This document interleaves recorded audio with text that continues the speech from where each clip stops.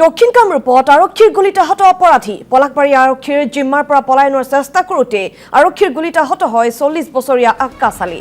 এটি 10 বছৰীয়া হিন্দু শিশুক বলাৎকাৰ কৰিছিল লম্পট আক্কাছে। দেওবাৰে নিশা আৰক্ষীয়ে গ্ৰেপ্তাৰ কৰিছিল আক্কাছ আলীক। ভৰিত গুলীবিদ্ধ আক্কাছ আলী জিএমচিত চিকিৎসাধীন হৈ আছে।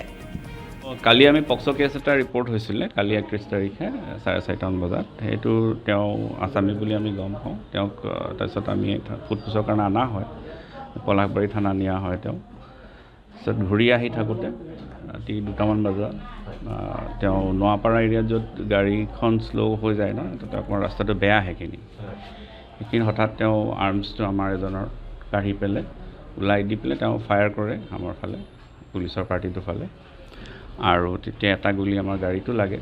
তাৰপিছত সেইকাৰণে পুলিচৰ পাৰ্টিটো নিজৰ চেল্ফ ডিফেন্সত তেওঁক ধৰিব আমি অভাৰ পাৱাৰ কৰিব পাৰিলোঁ, ফায়াৰ কৰি পেলাই ধৰিব পাৰিলে পাৰ্টিটোৱে। তাৰপিছত তেওঁক CHC ৰামপুৰত প্ৰথমে লৈ যোৱা যায়। তাৰপিছত লগে লগে তেওঁক GMCHত ৰেফাৰ দিয়ে। তেতিয়া তেখেত চিকিৎসাধীন হৈ আছে। তেওঁ এটা গুলি মানে ইন আৰু আউট দুইটাই হৈছে। ভৰিখনৰ আপোনাৰ এই নি যোনটো আমাৰ আৰু নিৰ ওপৰেদি ওলাই সোমাই তলেদি ওলাই গৈছে। এনেকৈ বন অলপমান ভাঙিছে আৰু বাকী এনেকুৱা ভেচেল মানে তেজৰ নলীৰ একো হোৱা নাই তাতে আঘাত। আনহাতে অভিযুক্ত আক্কাছ আলীৰ ঘৰ ভাঙি লণ্ডভণ্ড কৰিলে স্থানীয় ৰাইজে।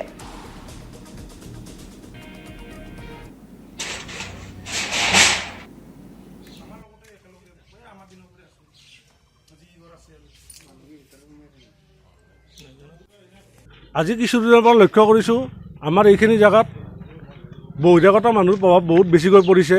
ক'ৰ মানুহ কেনেকৈ আহে আমি চিনি নাপাওঁ কিছুমান মানুহ। গতিকে এই ক্ষেত্ৰত চৰকাৰে উচিত ব্যৱস্থা ল'ব লাগে, কাৰণ এইপিনে যিবিলাক পিছপিনে মাটিবিলাক আছে সেইবিলাক ইতিমধ্যে বহিৰাগতৰ হাতত বিক্ৰী হৈ গৈছে।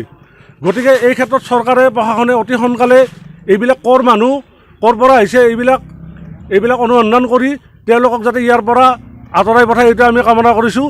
ৰাতিটো ওলাবই নোৱাৰি, এতিয়া দিনতো ভয় লগা হৈছে। ডাইৰেক্ট ফাঁচি দিব লাগে, কাৰণ মোৰো ছোৱালী আছে দুজনী, ভৱিষ্যতে আৰু ভয় লাগে। ফাঁচি দিলেও আমি বহুত হেৰি হওঁ আৰু যিবিলাক ভৱিষ্যতে ল'ৰা আছে সেইবিলাক যাতে অলপ হেৰি হৈ আহে, বুজি আহে যে এনেকুৱা কাম কৰিলে এনেকুৱা হয় আৰু সেইটোৱে আৰু।